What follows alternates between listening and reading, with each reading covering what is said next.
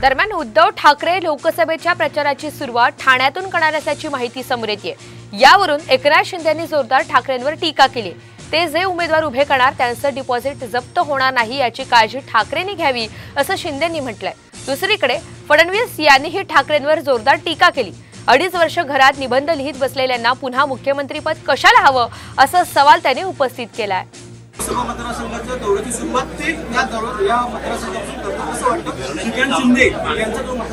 चांगलं आहे।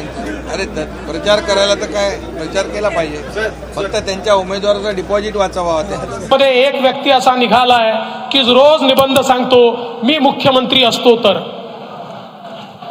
आता मी मुख्यमंत्री असतो तर मी हे केलं असतं, मी ते केलं असतं, मी ते केलं असतं। 2.5 वर्ष ज्यांना मुख्यमंत्री बनवलं, 2.5 वर्षात ते घराच्या बाहेर देखील पडले नाहीत आणि आता मात्र ते सांगतात मी मुख्यमंत्री असतो तर काय केलं असतं। मला एवढंच सांगायचं आहे, तुम्ही जरूर घरी बसून निबंध लिहा, काही फार तुम्हाला करण्याचं कारण नाहीये।